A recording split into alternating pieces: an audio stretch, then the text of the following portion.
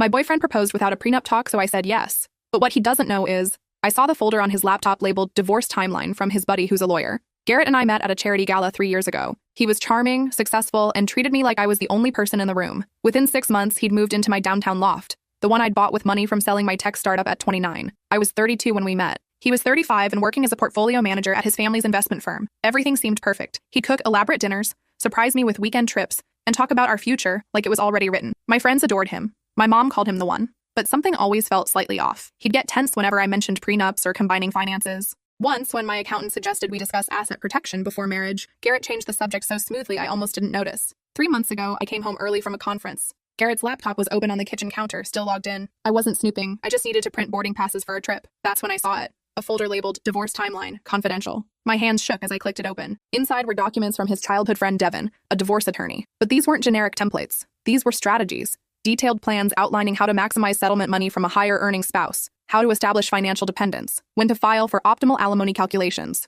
There were notes in Garrett's handwriting. Move wedding to month 8 of cohabitation. Quit job month 3 of marriage to establish income disparity. File month 18. My startup had sold for $4. $2 million. After taxes and reinvestment, I had about $2.8 million in liquid assets, plus the loft worth $890,000. Garrett's notes estimated he'd walk away with at least $1.5 million in a settlement. I sat there for an hour, reading everything. How he'd slowly been positioning himself as financially dependent. How he'd convinced me to put both our names on my car lease. How he'd been documenting every gift I gave him as evidence of our shared lifestyle. The worst part? A text thread with Devin discussing my business contacts. They were planning to leverage my network for Garrett's consulting business, then divorce me right after he'd established credibility in the industry. I closed the laptop, made dinner. When Garrett came home, I kissed him like nothing had happened. For the past 3 months, I've been playing the perfect girlfriend while quietly documenting everything. I hired my own attorney, not for a prenup, but for something else entirely. I've been slowly moving my assets into trust my parents set up years ago, restructuring my business interests, building an airtight case. Last week, Garrett proposed at my favorite restaurant. Down on one knee, tears in his eyes, the whole performance. He'd quit his job 2 days earlier, claiming he wanted to pursue his passion for consulting, but I knew the real reason. I said yes.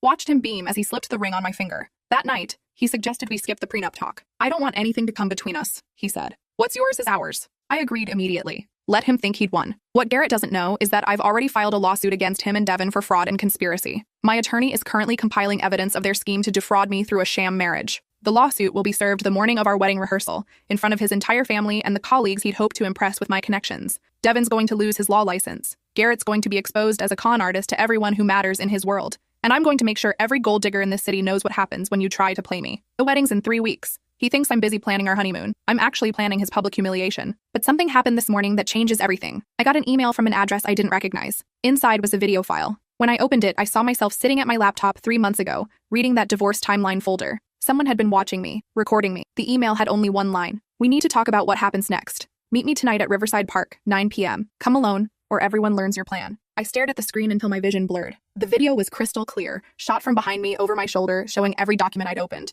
every note I'd read. The timestamp matched perfectly. 3 months ago, 2:47 p.m. Someone had been in my loft, had access to cameras I didn't know existed. My first instinct was to call my attorney, Vivian Chen. No, wait, that name's too common. My attorney, Rochelle Winters. She'd know what to do. But the email's warning echoed in my head. Come alone, or everyone learns your plan. If Garrett found out I knew about his scheme before I could legally nail him, everything would fall apart. He'd destroy evidence. Devin would cover their tracks. 3 months of careful planning would evaporate. I looked at the clock. 4:37 p.m. 4 hours until the meeting. Garrett came home at 5:30, carrying takeout from our favorite Thai place. Thought we could celebrate, he said, kissing my cheek. 3 weeks until we're husband and wife. I smiled and took the bags from him. My hands were steady. 3 months of practice. I love you, he said, wrapping his arms around my waist from behind. I love you too, I replied. The lie tasted like ash. We ate dinner on the couch, watching some mindless cooking show. Garrett kept reaching over to squeeze my hand, looking at me with those soft eyes that had fooled me for so long. Around 8:15, I faked a yawn. I'm exhausted. Think I'll turn in early. Already? He looked disappointed. I thought we could look at honeymoon packages. Tomorrow, I promised. I want to be fresh so we can really focus. He kissed my forehead. Get some rest, baby. I went to the bedroom and changed into dark jeans and a black sweater. At 8:45, I climbed out the bedroom window onto the fire escape, something I hadn't done since I was 23 and sneaking out to meet my ex. The irony wasn't lost on me. Riverside Park was a 15-minute walk from my loft. The October air bit through my sweater as I made my way through the shadows, staying off the main streets. I'd left my phone at home, powered off. Whoever had those cameras might be tracking more than just my laptop. The park was nearly empty. A few joggers, a homeless man sleeping on a bench near the entrance. I headed toward the river walk, where old lampposts cast pools of yellow light every 30 feet. At exactly 9 p.m., a figure emerged from behind a large oak tree. It was a woman, mid-40s maybe. She wore a long coat and had auburn hair pulled back in a tight bun. Something about her face seemed familiar, but I couldn't place it. You came, she said. Her voice was steady, businesslike. Who are you? I demanded. How did you get cameras in my home? My name is Veronica Ashford, and I didn't put cameras in your home. She pulled out her phone and showed me a photo. Devin did. The photo showed a small device, no bigger than a button, installed in what looked like the air vent above my kitchen counter. My stomach dropped. Devin's been documenting you for months, Veronica continued. Part of their insurance policy. If you ever tried to back out of the marriage or became suspicious, they'd have evidence to use against you. Evidence of what? Me using my own laptop in my own home? Evidence that you knew about the scheme and proceeded anyway. They'd claim you were the one trying to defraud Garrett, that you discovered his legitimate financial planning with his attorney and decided to set him up for a lawsuit instead. The genius of it made me sick. They'd anticipated my every move. Why are you telling me this? I asked. What do you want? Veronica's expression shifted. For the first time, I saw emotion crack through her businesslike facade. Because Devin isn't just Garrett's friend, she said quietly. He's my ex-husband. And this isn't his first time running the scam. The air left my lungs. 4 years ago, Devin married a woman named Petra. She'd sold her family's import business and had about $3 million in assets. They divorced 18 months later. She ended up in a psychiatric facility, convinced she was losing her mind. Devin walked away with $1.2 million and her entire contact network. Jesus, I whispered. Before Petra, there was Simone. Before Simone, there was Claire. I didn't know about any of them until after our divorce. Devin took half of everything I'd built. A medical supply company I'd started from nothing. He was so careful, so methodical. By the time I realized what was happening, it was too late. Why not go to the police? I tried. Veronica's voice was bitter. Everything he did was technically legal. Morally bankrupt, but legal. And Devin's smart. He never leaves evidence of the actual conspiracy. Just perfectly legitimate divorce filings with airtight cases for alimony and asset division. So how did you get the video of me? After our divorce, I became obsessed with finding out the truth. I hired investigators. Traced Devin's pattern. When I discovered he was working with Garrett on you, I broke into your loft and installed my own cameras. I needed proof that this was a deliberate pattern, not just bad luck and failed relationships. I should have been angry about the invasion of privacy. But standing there, looking at this woman who'd been destroyed by the same man now trying to destroy me, I felt something else. Recognition. What exactly do you want from me? I asked carefully. Veronica met my eyes. I want to destroy both of them, completely. Not just a lawsuit that Devin can spin or a scandal Garrett can weather. I want them exposed, prosecuted, and ruined. I'm already planning. Your lawsuit won't work, she interrupted. I've seen the counter evidence Devin's prepared. He has emails you sent Garrett about financial planning, text messages about combining assets, voice recordings of conversations where you discussed joint investments, all taken out of context but devastating in court. My carefully constructed plan was crumbling. Devin's been doing this for over a decade, Veronica continued. He's refined it into an art form. Your attorney might be good, but Devin's better. He'll tie up your lawsuit in motions and depositions for years. Meanwhile, Garrett will file for divorce, and you'll be fighting on two fronts. You'll win eventually, maybe, but it'll cost you everything, financially and emotionally. Then what do you suggest? Veronica smiled. It was not a kind smile. I suggest we give them exactly what they want. Let them think they're winning. Let them get comfortable, make mistakes. And then we hit them with something they never saw coming. Like what? Like evidence of 6 other women. Like proof that Devin's been running this operation systematically. Like connections to identity theft and wire fraud that will interest the FBI. My heart started racing. You have all that? Most of it. But I need your help to get the rest. Devin trusts Garrett. Garrett trusts you. That access is something I don't have anymore. I looked at this woman. This stranger who'd been exactly where I was now. Who'd lost everything and spent years planning her revenge. What do I need to do? Veronica pulled a small USB drive from her pocket. First, you need to see everything I have. Then we need to talk about how deep you're willing to go. We met again 2 days later. This time at a coffee shop in a neighborhood neither of us frequented. Veronica had rented a car and parked 3 blocks away. I'd told Garrett I was meeting an old college friend. The USB drive contained 6 folders, each labeled with a woman's name. Claire, Simone, Petra, Veronica, Angela, Catherine. I'd spent the previous night going through everything. Each folder contained the same pattern. A successful woman, a charming man who entered her life, a whirlwind romance, marriage, systematic financial positioning, divorce, devastation. The details varied, but the structure was identical. Devin had been doing this for 13 years. The first was probably Claire, Veronica explained, stirring her coffee. She committed suicide 6 months after the divorce. Her family tried to investigate, but Devin had covered his tracks perfectly. How did you find all of these women? After my divorce, I couldn't let it go. I hired a forensic accountant to trace Devin's finances. Every sudden influx of money corresponded to a divorce settlement. From there, I tracked down the women. Most wouldn't talk to me. They were too traumatized, too ashamed. But 2 agreed to share their stories. Angela and Catherine. They helped me find the others. And Garrett? How long has he been involved? Garrett's the newest addition. Devin brought him in about 4 years ago. Before that, Devin was operating alone, which was riskier. Having a partner meant he could set up more elaborate schemes. Garrett plays the loving fiancé while Devin handles the legal framework. Have they done this to anyone else together? Veronica nodded. Once. A woman named Tessa. She owned a chain of yoga studios. Garrett courted her for 2 years. They were married for 14 months. She ended up selling her entire business to pay the settlement. Where is she now? Managing a yoga studio in Colorado. Working for someone else. The coffee tasted like poison in my mouth. Here's what we need, Veronica said, pulling out a notebook. Devin's computer. He keeps detailed records, everything from initial target research to post-divorce financial tracking. It's his insurance policy, his trophy collection, but it's also the smoking gun. He's not going to just let me access his computer. No, but Garrett might. I leaned forward. How? Devin's having his annual partner retreat next weekend, 3 days at his family's cabin in the mountains. He invites all his close friends and their significant others. Garrett's going, and he mentioned bringing you. Garrett hasn't mentioned any retreat to me, because he's planning to go alone. Says he needs guy time before the wedding. Veronica's expression was knowing. But what if you surprised him? Showed up with wine and that lingerie he loves? The devoted fiancé who just couldn't bear to be apart? Devin would never leave his laptop unprotected around me. He won't have to. I've already got a keylogger installed on his home network. Once you're at the cabin, just get his laptop online for 30 seconds. The keylogger will capture his password. Then I can access his cloud backup remotely. What if he catches me? He won't. Devin's overconfident. He thinks his cabin is secure, that his inner circle is safe. He'll be focused on drinking with his buddies and planning the next mark. You'll just be the clingy fiancé in the background. I thought about Garrett's laptop, the casual way he left it open, the trust, or arrogance, that came from believing I was already under his control. What happens after we get the evidence? Veronica's eyes gleamed. Then we don't go to a civil attorney. We go to the FBI. Wire fraud, conspiracy to commit fraud, racketeering. With 6 victims and documented patterns, we're talking federal charges, real prison time. And the other women? They'd have to testify. Angela and Catherine already agreed. Once we have Devin's records, the others will too. Seeing proof that they weren't alone, that this was a deliberate operation, it'll give them the strength to come forward. When's the retreat? Friday to Sunday. 3 days. And if something goes wrong? If they realize what I'm doing? Veronica reached across the table and squeezed my hand. Then you run. I'll have a car waiting at the base of the mountain. But nothing will go wrong. Devin's biggest weakness is his certainty that he's smarter than everyone else. I thought about Claire, who'd killed herself. About Petra in a psychiatric facility. About all the women whose lives these men had methodically destroyed for money. I'm in, I said. I showed up at the cabin on Friday evening with an overnight bag and Garrett's favorite whiskey. The cabin was massive, more of a mountain lodge than anything rustic. Floor-to-ceiling windows overlooked a private lake. Inside, leather furniture surrounded a stone fireplace that could fit 3 people standing upright. Garrett's face when he opened the door was priceless. Shock, then panic, then a forced smile. Babe, what are you doing here? I missed you, I said, pressing against him. 3 days felt like too long. Behind him, I could see 4 other men sitting around the fireplace. Devin was among them, his expression unreadable.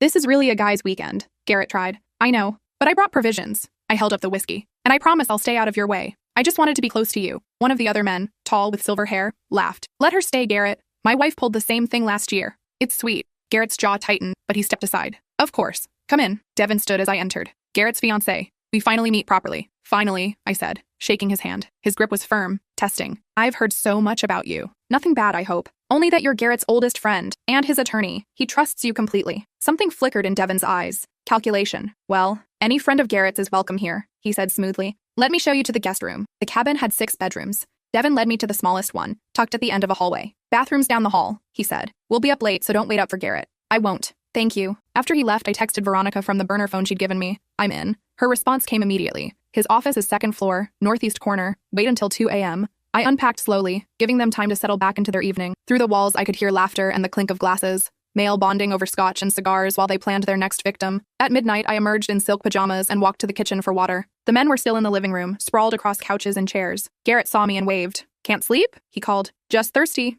Don't mind me. Devin watched me pour water from the filtered pitcher. His eyes tracked my movements with an intensity that made my skin crawl. Beautiful place you have here, I said to him. Thank you. It's been in my family for generations. Must be nice, having roots somewhere. It has its advantages. He took a sip of his scotch. Garrett tells me your family doesn't have any property? The question was casual, but I heard the assessment beneath it. My parents divorced when I was young. Everything got split up. I leaned against the counter. It's part of why I worked so hard to build something of my own. Smart. A woman should always have her own security. That's what my mom always said, though she didn't follow her own advice. Devin's expression softened. False sympathy. Divorce is difficult. Devastating, actually. She trusted my dad completely. Never thought she needed to protect herself. I met his eyes. I learned from her mistakes. Good girl, he said. The praise made my stomach turn. I finished my water and said goodnight. Back in my room, I set an alarm for 1:45 a.m. and forced myself to sleep. The alarm buzzed softly against my wrist. I'd worn my smartwatch set to vibrate only. In the hallway, silence. The men had finally gone to bed. I moved like a ghost through the darkened cabin. The stairs didn't creak. Expensive construction. Devin's office door was unlocked. Inside, his laptop sat on a mahogany desk, exactly where Veronica said it would be.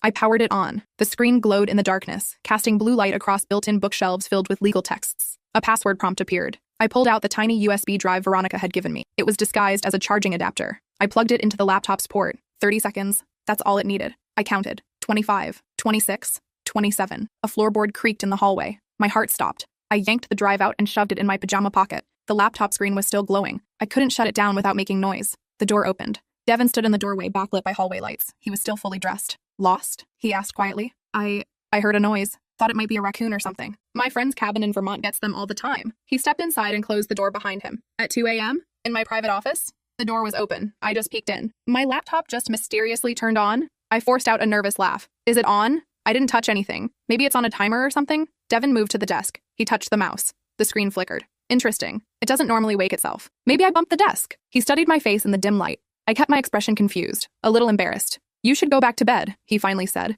The cabin's alarm system doesn't arm until 3 a.m., but the motion sensors are active. You triggered one, which is why I'm here. I'm so sorry, I didn't mean to. It's fine. He moved between me and the door. But I'm curious. What were you really doing up here? I told you. I heard a noise. Strange, because the motion sensor that triggered wasn't on this floor. It was the one outside my office window. Someone climbing the exterior stairs from the lower deck. My blood ran cold. What are you saying? I'm saying someone tried to access my office from outside. When that failed, they tried from inside. And the only person who doesn't belong in this cabin is you. He pulled out his phone. I'm going to show you something, he said. And then you're going to tell me exactly who sent you. The phone screen showed security camera footage. Black and white, timestamped 1:52 a.m. A figure in dark clothes climbing the exterior stairs to the office balcony. It was Veronica. This woman's been following me for months, Devin said calmly. My ex-wife. Quite unhinged, actually. And now she's recruited you. Which means Garrett's little plan hit a snag. He knew. He knew everything. I don't know what you're talking about, I said. Devin laughed. It was genuine. Amused. Please. You've known about Garrett's timeline for 3 months. And instead of confronting him or leaving, you've been playing along, filing lawsuits, moving assets. Very clever. But what you didn't realize is that I've been watching you the entire time. He gestured to his laptop. Every email you sent your attorney, every document you reviewed, every transfer to those cute little family trusts. I have it all. And it paints a very different picture than the one you're trying to create. You're insane. No, I'm thorough. It's why I'm good at what I do. He moved closer. Here's what's going to happen. You're going to go back downstairs and pack your things. You're going to tell Garrett you have a family emergency and need to leave. And then you're never going to contact him, me, or anyone associated with us again. And if I don't, then I release evidence showing you've been running a malicious prosecution scheme, deliberately entrapping Garrett in a fake relationship to sue him for fraud. The cameras in your loft, which you now know about, show you discovering documents and immediately beginning a conspiracy to frame an innocent man. That's not what happened. Doesn't matter. It's what a jury will believe, especially when I show them the restraining order Veronica has against her, the psychiatric evaluations, the evidence of her harassment. You're just another pawn in a disturbed woman's vendetta. The trap was perfect. He'd anticipated everything. Garrett really cares about you, you know, Devin continued. This isn't just business for him. He fell hard, but he's got bad spending habits, bad investments. He needed financial security. I showed him how to get it. Clean, legal. Everyone walks away with something. Everyone except the women you destroy. Dramatic. They all recovered. They all moved on. Some of them are even grateful. It taught them to be more careful. Claire committed suicide. Devin's expression didn't change. Claire had pre-existing mental health issues. Not my responsibility. I thought about the USB drive in my pocket. 30 seconds wasn't enough. Veronica wouldn't get the password. This entire plan had failed. You seem to be calculating your options, Devin said. Let me simplify. Leave now, disappear quietly, and I'll make sure Garrett doesn't come after you legally. Stay, fight, make noise, and I'll destroy you in ways you can't imagine. I've done this 14 times. You're not special. 14? My voice cracked. I thought it was 6. 6 women, 14 total marks. Some of them were men, some were business partnerships, some were inheritance schemes. I'm adaptable, he smiled, and I've never lost. Outside the window, I saw movement. Veronica was still out there, watching. Get out of my office, Devin said. You have 30 minutes to leave my property. I walked past him, every muscle screaming to run. In the hallway, Garrett's door was still closed. He had no idea this conversation had happened. Back in my room, I grabbed my bag with shaking hands. The burner phone buzzed. Are you okay? He caught me. I'm leaving. Did you get it? I looked at the USB drive sitting in my palm. 30 seconds. Not enough time. No, I'm sorry. 3 dots appeared. Disappeared. Appeared again. Go to the car. We'll figure something out. I crept down the stairs. In the living room, Devin sat in an armchair facing the front door, his laptop open on his knees. Smart choice, he said without looking up. I didn't respond. I walked out into the cold mountain air and didn't stop until I reached the car Veronica had left at the base of the mountain road, a mile away. She was waiting inside. One look at my face told her everything. It's over, I said. Veronica started the car without a word. We drove in silence for 20 minutes before she pulled over at a rest stop. Tell me exactly what happened. I recounted everything. Devin's appearance, the security footage, his threats, his confession to 14 scheme. He's been following me for months, I finished. He has evidence that makes me look like the criminal. Veronica's hands gripped the steering wheel. He did the same thing to me, turned everything around so I looked like the unstable ex-wife. What did you do? I spent 4 years trying to fight him legally. Lost everything. Money, reputation, time. Finally gave up. She looked at me. Or at least, I let him think I did. What do you mean? She reached into the back seat and pulled out a laptop. When I broke into your loft to install cameras, I didn't just watch you. I used your internet connection to access Devin's cloud backup. He's paranoid about his own security, but he never thought someone would piggyback on an investigation target's network. You already have his files? Most of them. But they're encrypted with a password that changes daily. I've been trying to crack it for months. She opened the laptop. But here's what I learned tonight. Devin records everything. Every conversation. Every confrontation. It's his insurance policy. He was recording us. In his office. Exactly. Which means somewhere in his system, there's audio of him confessing to 14 schemes. To Claire's suicide, to his entire operation. Hope flickered. But we can't access the files. We can't. But I know someone who might be able to. She pulled out her phone. 4 years ago, when Devin destroyed me, he made one enemy I don't think he's aware of. His own brother. Devin has a brother, Malcolm, younger by 6 years. Devin paid him pennies to manage the cabin property while taking all the rental income. Malcolm found out, confronted him, and Devin sued him into silence with an NDA. How do you know this? Because Malcolm's wife was my therapist during my divorce. She knew what Devin had done to me. When she realized her brother-in-law was the same Devin, she broke confidentiality, off the record, to warn me about what kind of man I was dealing with. Will Malcolm help us? I don't know, but it's our only option. Malcolm Ashford lived in a modest house 3 hours from the cabin. He answered the door in paint-stained jeans and a flannel shirt, looking nothing like his brother. Veronica, he said with genuine surprise. It's been years. I need your help. Can we come in? He looked at me. Who's this? Devin's latest victim. His jaw tightened. He stepped aside. Malcolm's house was warm, cluttered with art supplies and half-finished canvases. A pottery wheel sat in the corner of his living room. I got out of real estate, he explained, seeing me look around. After what Devin did, my wife and I decided life was too short to work for assholes, even family. We sat at his kitchen table. Veronica explained everything. The scheme, the other women, what had happened tonight at the cabin. Malcolm listened without interrupting. When she finished, he was quiet for a long moment. I want to help you, he finally said, but I signed an NDA. If I violate it, Devin will destroy me financially. What if there was a way to help without violating the NDA directly? Veronica asked. I'm listening. Devin's security system at the cabin. You installed it, right? 10 years ago. Why? Does he know you still have admin access? Malcolm's expression shifted. I kept it, for maintenance purposes. He never asked me to remove my access. Could you shut down the system remotely? Just for, say, 30 minutes? What are you planning? Devin records everything in that office. Every conversation, every meeting. It's all backed up to a server in the cabin's basement. If we could access that server without triggering alarms, you want me to help you break into my brother's property and steal his data. I want you to help us stop him from doing to other people what he did to you and me. Malcolm stood and walked to the window. Outside, his wife was working in a small garden despite the cold. He ruined my life, he said quietly. Took the one thing I'd built and turned it into a legal nightmare. I lost 3 years fighting him. Almost lost my marriage. I know, Veronica said. And you think this evidence will actually stop him? With your help? Yes. He turned back to us. I have conditions. First, my name stays out of this completely. Second, you have to give me evidence that protects me if Devin ever figures out I was involved. Third, whatever you find, you use it to help everyone he's hurt, not just yourselves. Agreed, Veronica said immediately. I nodded. Malcolm pulled out his phone. The security system goes into maintenance mode every Sunday at 3 a.m. It's automated, a legacy setting I built in that Devin never changed. During maintenance mode, the cameras loop previous footage and the motion sensors deactivate. Lasts exactly 45 minutes. That's tomorrow morning, I realized, which means you have one shot at this. The server room is in the basement, access panel behind the water heater. You'll need a screwdriver and a USB hard drive with at least 2 terabytes of storage. We have both, Veronica said, and you'll need a key to get in the basement. Devin changes the door locks every 6 months, but he's never changed the lock on the basement emergency exit. It's a fire code requirement that he ignores. The key hasn't changed in 10 years. He pulled out a keychain and removed a small brass key. This is from when I managed the property. I kept it. I don't know why. Sentiment, maybe. Or hope that someday I could use it against him. Veronica took the key. Thank you. Don't thank me yet. If you get caught, I never saw you. If you succeed, I need that evidence protecting me delivered before you go to the FBI. You have my word. We left Malcolm's house with a plan and less than 12 hours to execute it. The cabin was dark when we arrived at 2:45 a.m. Veronica had rented a different car, nondescript, with mud covering the license plates. We parked a half-mile away and hiked through the woods. Devin knows my face, Veronica whispered. You have to go in alone. What if someone wakes up? They won't. I put something in the whiskey you brought. Nothing dangerous, just enough to ensure deep sleep for about 6 hours. You drugged them? Consider it karma. The emergency exit was exactly where Malcolm said it would be, hidden behind overgrown bushes on the cabin's north side. The key turned smoothly. Inside, the basement smelled like cedar and old stone. I used my phone's flashlight to navigate past boxes of old files and exercise equipment until I found the water heater. Behind it, barely visible, was a panel secured with 4 screws. My hands shook as I worked them loose. The panel came away, revealing a server rack with blinking lights and enough cables to power a small data center. Devin wasn't just backing up his files. He was running a full surveillance operation. I connected the hard drive Veronica had given me and started the transfer. The progress bar appeared. 47 minutes estimated. Too long. The maintenance window was 45 minutes. I texted Veronica. Need more time. Can't. Malcolm's window is all we have. The progress bar crawled forward. 5%. 8%. Upstairs, a toilet flushed. My heart stopped. Someone was awake. Footsteps crossed the floor directly above me, heading toward the kitchen. 13%. The footsteps stopped. A cabinet opened. Water ran. Please, just go back to bed. The water shut off. Footsteps retreated. A door closed. 21%. I checked the time. 3:22 a.m. 8 minutes left in the maintenance window. 34%. This wasn't going to work. We'd have 50-something% of the data, which might not include the critical evidence we needed. Unless... I pulled out my phone and opened the file directory on the server. Scrolled through folders until I found one labeled Audio Archive Confidential.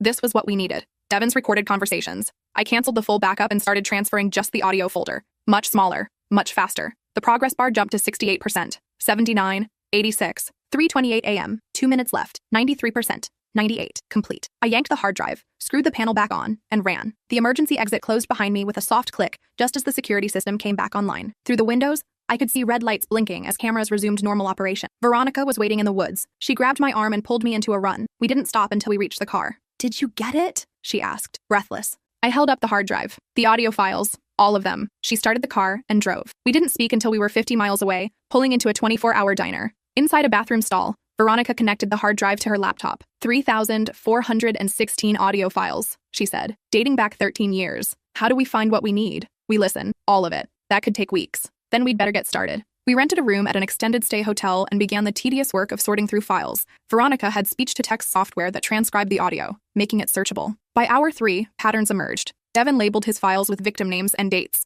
We found folders for each woman: Claire, Simone, Petra, Veronica, Angela, Catherine, Tessa, and 8 others we didn't know about. 14 total, just like Devin had said. Here, Veronica said, clicking on a file. This is dated 2 days after Claire's divorce was finalized. Devin's voice filled the room, told her she was worthless, that she'd thrown away everything for a marriage that was a lie from the start. Honestly, I didn't think she'd actually do it, but she did. And now we need to be careful. Her family's asking questions. Another voice. Garrett's. You think they'll investigate? They can try. Everything we did was legal, but we need to lay low for a year. No new marks until this blows over. My hands clenched. They knew. They knew Claire killed herself because of them, and they only cared about covering their tracks. We kept listening, found files documenting how they'd targeted each woman, how they'd researched their finances, how they'd crafted personalized approaches. One file, dated 3 years ago, made me sick. I like this one, Garrett's voice said. Tech startup, no family money, already trusts too easily based on her social media. Give me a year and she'll be perfect. They were talking about me. You sure you can handle a long con? Devin asked. 3 years is a lot of acting. I'm motivated. She's worth at least $2 million, maybe more if she has unlisted assets.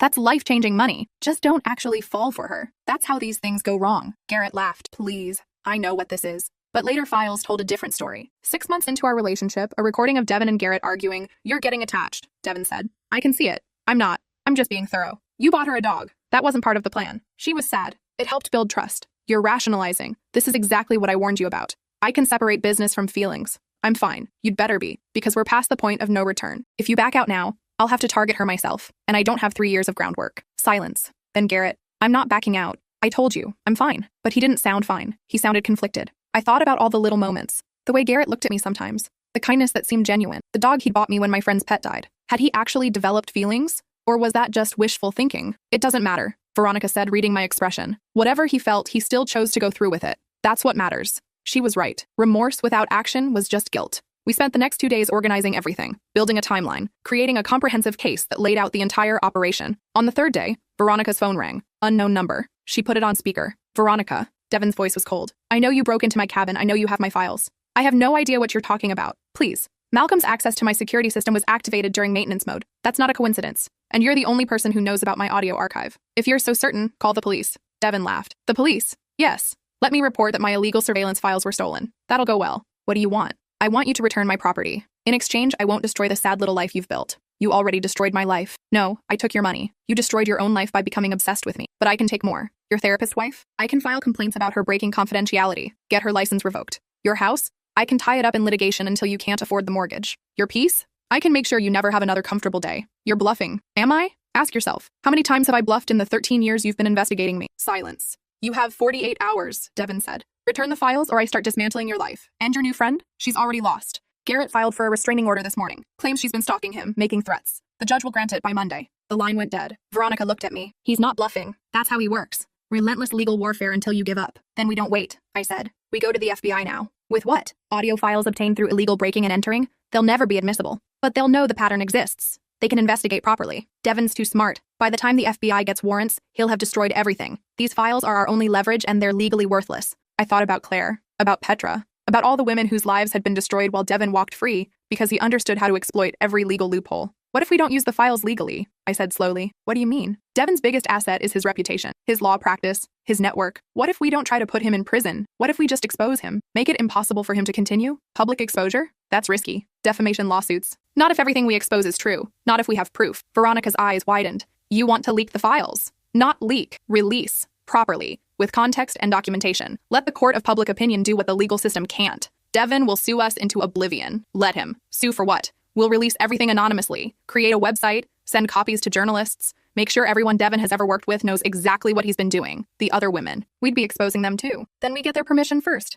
Angela and Catherine are already willing to go public. The others might be too, if they know they're not alone. Veronica was quiet for a long time. This could work, she finally said. If we do it right, if we protect ourselves. We need a journalist, I said. Someone with credibility. Someone who can't be bullied. I know someone, Veronica said. Investigative reporter for the Tribune. She covered corporate fraud. Meticulous. Fearless. Will she listen? She'll listen to the audio files. Rachel Fontaine met us in a parking garage 3 days later. She was in her mid-50s with sharp eyes and silver hair cut in a severe bob. You have 30 minutes, she said. My editor thinks I'm following up on a city council story. Veronica handed her a USB drive. Everything's on here. Audio files, financial records, victim testimonies. 13 years of a systematic fraud operation run by a divorce attorney. Rachel plugged the drive into her laptop. I'll need time to verify. Listen to this one first, I said, pointing to a file. Recording from 3 years ago. Rachel clicked play. We listened to Devin and Garrett discussing how to target me, how to maximize the take, how to avoid prosecution. Rachel's expression didn't change, but I saw her fingers tighten on the laptop edge. And you obtained these files how? Does it matter? Veronica asked. It matters if you want me to publish. I'm not burning my career on illegally obtained evidence.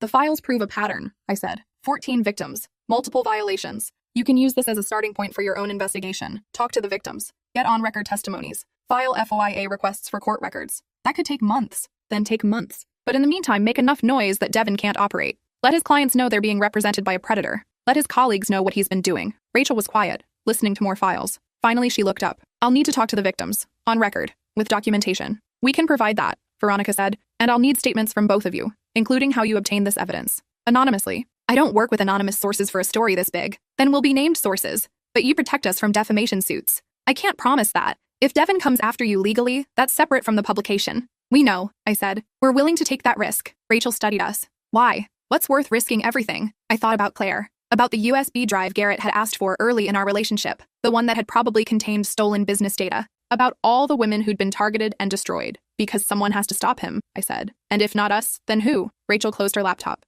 I'll need 2 weeks. Maybe 3. I'll run this by my editor, start contacting victims, build the case properly. Devin's already threatening us. We might not have 3 weeks. Then lawyer up. Document every threat. Build your own defense while I build the story. She stood. This is the kind of story that ends careers. Mine if I get it wrong, his if I get it right. I'm not rushing this. We left the parking garage with a commitment, but no guarantees. Over the next 2 weeks, Rachel Fontaine became a phantom in our lives. We'd get texts at random hours asking for clarifications. She'd call with questions about specific files. She tracked down 10 of the 14 victims. 4 were willing to go on record. Meanwhile, Devin made good on his threats. Garrett filed the restraining order. My bank froze accounts pending investigation of suspicious activity that Devin had flagged. My attorney called to say Devin's firm had filed a bar complaint against her for professional misconduct. Every day brought new legal attacks. Small cuts designed to bleed us dry. Veronica's wife's license was suspended pending investigation of confidentiality violations. Their mortgage company initiated foreclosure proceedings based on a claimed default that didn't exist. He's trying to break us before the story runs, Veronica said. We were in my loft, surrounded by legal documents and half-eaten takeout. Make us so desperate we have no choice but to surrender.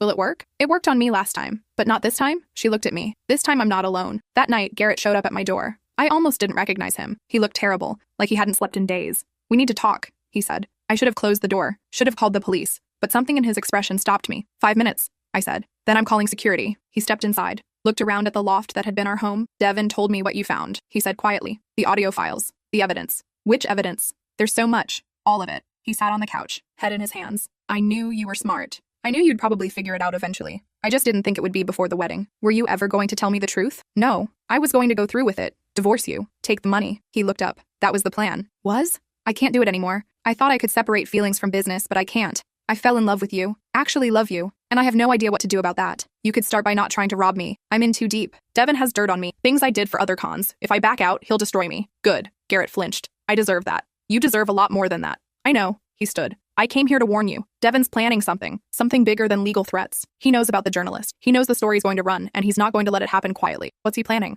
I don't know exactly. But I heard him on the phone talking about permanent solutions and cleaning up loose ends. He sounded different, desperate. A chill ran down my spine. Are you saying he'd hurt someone? I'm saying I don't know what he's capable of anymore. I thought I did. I thought this was just about money. But there are files even you didn't find. Things he's done that go way beyond fraud. Like what? Like the reason Claire really died. Devin didn't just ruin her financially. He blackmailed her with fabricated evidence of embezzlement, threatened to send her to prison unless she gave him everything. She killed herself because she thought she had no other choice. My stomach turned. You've known this the whole time? I found out after. By then, I was already involved, already complicit. You could have gone to the police. With what evidence? Devin's too smart. He covers every track. And anyone who tries to expose him ends up destroyed. Financially, emotionally, sometimes physically. Physically? Garrett looked away. One of the victims, Angela, had a car accident 3 months after she threatened to sue him. Brakes failed. She survived. Barely. Police ruled it mechanical failure. You think Devin sabotaged her car? I don't think anything. I'm just telling you what I know. And what I know is that he's getting desperate. A story in the Tribune will ruin everything he's built. He won't go down quietly. Then what do you suggest? Disappear, both of you. Cancel the story. Destroy the evidence. Get out before this gets worse. Run away and let him keep doing this to other people? Yes, because the alternative might be dying. I'm not going to. A crash from the kitchen interrupted me. Both of us turned. The window above the sink was shattered. A brick lay among the broken glass. Wrapped around the brick was a note. Last warning. Garrett's face went pale. That's not Devin's style. He's always indirect. Always uses legal channels. Then who? I don't know. But we need to leave. Now. Before I could respond, my phone buzzed. Rachel Fontaine. Story runs tomorrow. Front page. Be ready. I showed Garrett the message. Then tonight's your last chance to walk away, he said. Once this goes public, there's no going back. I'm not walking away. I know. That's what I love about you. It's also what's going to get you killed. He walked to the door, paused with his hand on the knob. For what it's worth, he said. I'm sorry. I wish I'd been better. I wish I'd chosen differently. You still can. It's too late for me, but maybe not for you. Be careful. He left. I called Veronica immediately. We have a problem. The story ran the next morning. Front page of the Tribune, with a headline that made my breath catch. The marriage broker. How a divorce attorney ran a 13-year fraud ring. Rachel had done it. 5,000 words detailing everything. Devin's pattern. The victims. The audio evidence. Financial records showing suspicious divorce settlements totaling over $12 million. 4 women were quoted by name. Angela, Catherine, Veronica, and me. By noon, the story had been picked up by national outlets. By evening, the State Bar Association had opened an investigation. By midnight, the FBI had issued a statement confirming they were looking into potential wire fraud charges. Devin's law practice collapsed overnight. Clients withdrew. Partners resigned. The firm issued a statement placing him on immediate leave. Veronica called at 2 a.m. crying. We did it. We actually did it. Not yet, I said. Devin's still free. He could still run. Where would he go? His passport's been flagged. His assets are frozen. It's over. But it wasn't over. 3 days after the story ran, I got a call from an unknown number. You won, Devin's voice said. I'm impressed. I didn't think you had it in you. What do you want? To apologize. Sincerely. What I did to you and the others, it was wrong. I see that now. You're lying, probably, but I wanted you to know something. This isn't the end. It's just a pause. I've been doing this for 13 years because I'm good at it. And when the dust settles, when the media cycle moves on, I'll reinvent myself. New name, new city, new scam. You can't stop me. You can only slow me down. The FBI will find just enough evidence to make noise, but not enough to convict. I've been careful.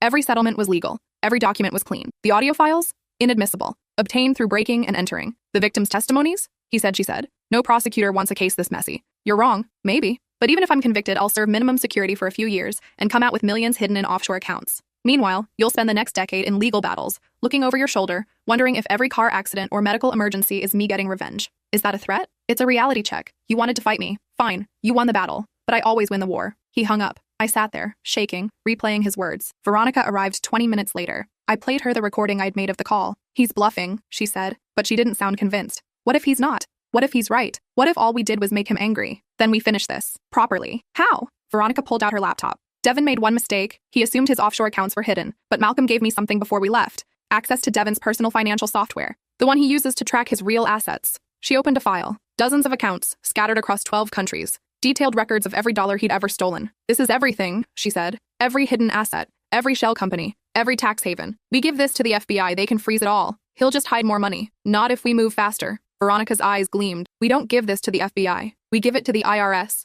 Tax evasion is one thing they never forgive. And with this documentation, they can seize everything. Accounts, property, future earnings. They can make sure Devin never profits from any of this again. And then we make sure every police department, every law firm, every city he might try to operate in knows exactly who he is. We create a database, a permanent record, facial recognition alerts. We make it impossible for him to ever reinvent himself. That sounds insane. It sounds necessary. And so we did it. Spent 3 months building the case, filed reports with every relevant agency, created a website documenting Devin's entire operation, contacted every bar association in every state. By the time we finished, Devin Ashford was unemployable, uninsurable, legally toxic. 6 months after the story ran, he was arrested for tax evasion. Federal charges, 15 counts. His trial lasted 3 weeks. I attended every day, sitting in the gallery next to Veronica and the other women. We watched as prosecutors laid out his entire operation, how he'd stolen from 14 people, how he'd hidden millions, how he'd ruined lives without remorse. The jury deliberated for 4 hours. Guilty, all counts. Sentencing came 2 months later. Judge Miriam Rodriguez was in her 60s, with steel gray hair and no patience for excuses.